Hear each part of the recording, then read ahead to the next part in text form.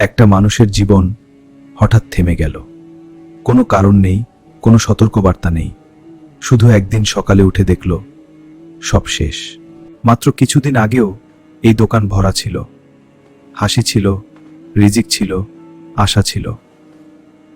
আজ সেই জায়গাটা যেন অচেনা লাগছে। রাহিম ভাবল, হয়তো সাময়িক, হয়তো আবার ঠিক হয়ে যাবে।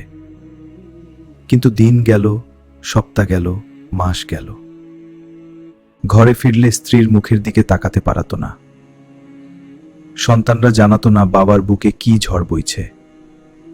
রাহিম চুপ করে রাত পার করত। বাইরে মানুষ জিজ্ঞেস করত, কেমন আছো? সে বলতো, ভালো। কিন্তু ভেতরে একটা প্রশ্ন জ্বলছিল, আল্লাহ, কেন? এই গল্প শুধু রাহিমের না, এই গল্প তোমার, আমার, লক্ষ মানুষের, যারা কোনো একদিন জিজ্ঞেস করেছিল, আল্লাহ, তুমি কি আমাকে ছেড়ে দিয়েছ? রাহিমের জীবন একসময় অন্যরকম ছিল। ছোট্ট দোকান, কিন্তু হালাল রিজিক। সততা ছিল তার সবচেয়ে বড় সম্পদ।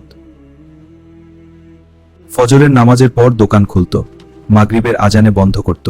এই ছিল তার নিয়ম, এই ছিল তার জীবন। স্ত্রী ছিল তার শক্তি, দুটো ছোট্ট সন্তান ছিল তার জান্নাতের টুকরো। এই পরিবারটাকে সে সবকিছুর উপরে রাখত। একটা স্বপ্ন ছিল তার, একটু বড় দোকান, একটু ভালো জীবন। হারাম পথে না, শুধু হালাল মেহনতে। আমার সাথে ব্যবসায় আস, লাভ হবে 2 গুণ, ঝুঁকি নেই।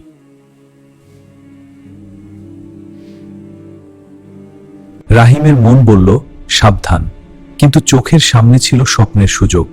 সে রাজি হয়ে গেল। প্রথম কয়েক মাস সব ভালোই চলছিল, টাকা আসছিল, স্বপ্ন বড় হচ্ছিল।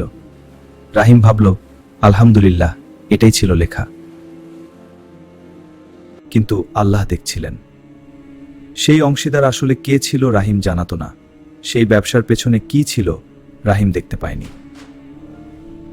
একটা সকাল এলো, যা সব বদলে দিল। দোকানে তালা, অংশীদার উধাও।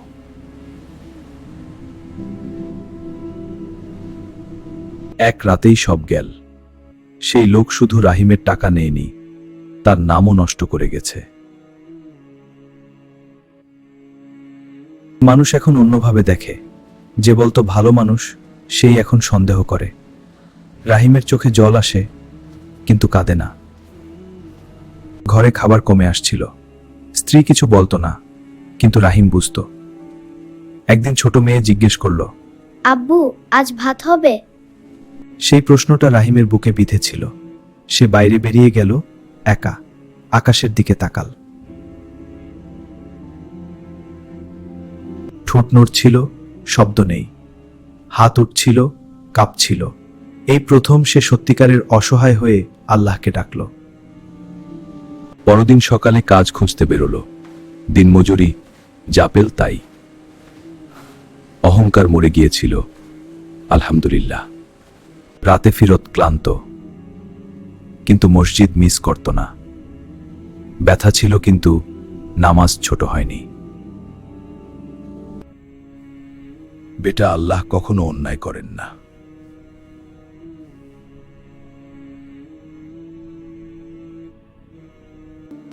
কিন্তু বাড়ি ফেরার পথে শয়তান ফিসফিস করল, তুমি সৎ ছিলে, তবু কেন এই পরিণতি?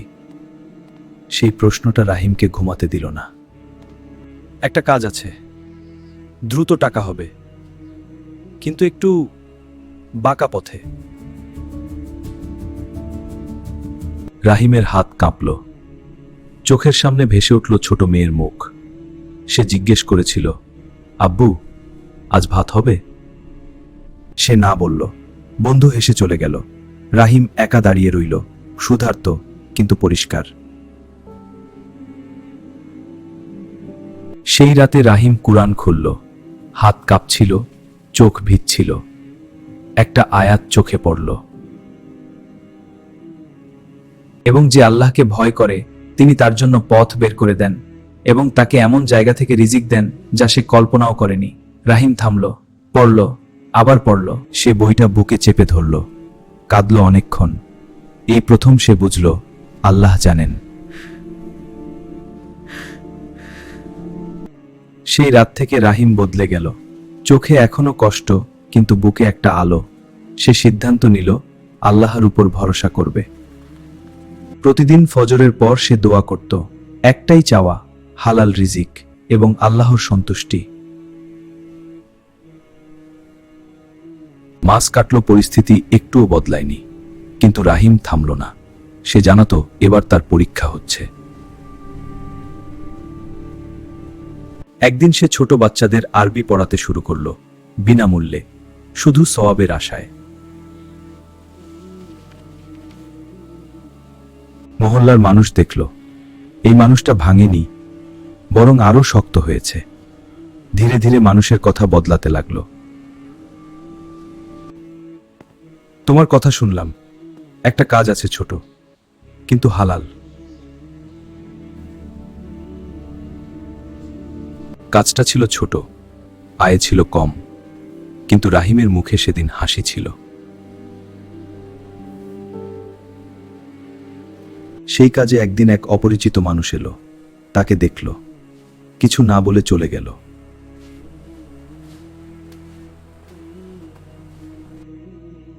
তুমি কি আগে ব্যবসা করতে? হ্যাঁ, ছোট আকারে করতাম।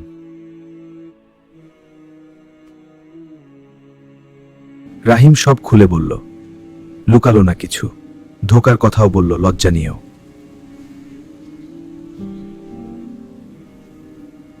তোমার মতো মানুষই আমি খুঁজছিলাম। লোকটি একজন বড় ব্যবসায়ী ছিলেন। তিনি একজন বিশ্বস্ত অংশীদার খুঁজছিলেন, সৎ মানুষ, যে লোভে পড়বে না। রাহিম ঘরে ফিরল সেই রাতে, স্ত্রীকে বলল। সে কাঁদল, সিজদায় পড়ে গেল। কিন্তু সেই রাতে রাহিম ঘুমাল না।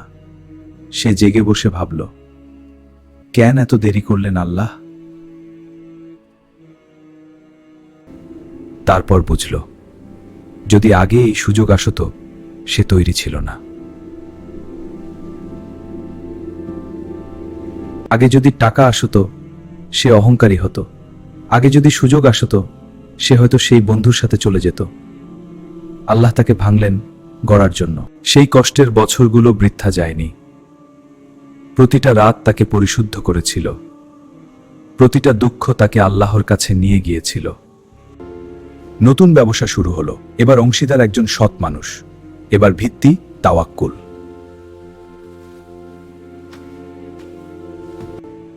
রিজিক আসতে লাগলো, ধীরে কিন্তু বরকত সহ। এবার প্রতিটা টাকা হালাল ছিল। ছোট মেয়ে এখন স্কুলে যায়, ছেলে কুরআন শিখছে। স্ত্রীর মুখে হাসি, যে হাসি রাহিম অনেকদিন দেখেনি। আপনি বলেছিলেন আল্লাহ অন্যায় করেন না।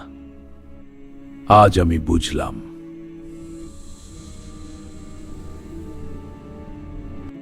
আল্লাহর দেরি মানে প্রত্যাখ্যান না, আল্লাহর দেরি মানে প্রস্তুতি।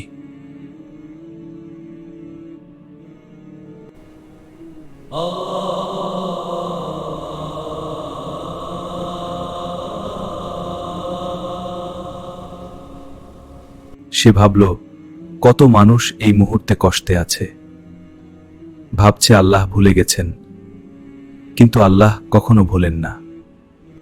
আল্লাহ প্রতিটা দোয়া শোনেন, প্রতিটা চোখের জল দেখেন এবং সঠিক সময়ে সঠিকভাবে জবাব দেন। আজ রাহিম সেই মহল্লায় একটা কাজ করে, গরিব বাচ্চাদের বিনামূল্যে পড়ায়। যে রিজিক পেয়েছে তা থেকে অন্যকে দেয়। কষ্টের দিনগুলো তাকে শিক্ষা দিয়েছিল, সহানুভূতি, সবর এবং শুকরিয়া। এই তিনটি জিনিস টাকায় কেনা যায় না। তুমি যদি আজ কষ্টে থাকো, যদি মনে হয় রিজিক বন্ধ হয়ে গেছে, জানো আল্লাহ তোমাকে তৈরি করছেন। রিজিক শুধু টাকা না, রিজিক হলো সুস্থতা, ঈমান, পরিবার এবং সবর। আল্লাহ হয়তো এক দরজা বন্ধ করেছেন, হাজার দরজা খুলে রেখেছেন। রাহিমের গল্প শেষ হয়নি, তোমার গল্প শেষ হয়নি। আল্লাহর উপর ভরসা রাখো, সেরাটা এখনো আসেনি।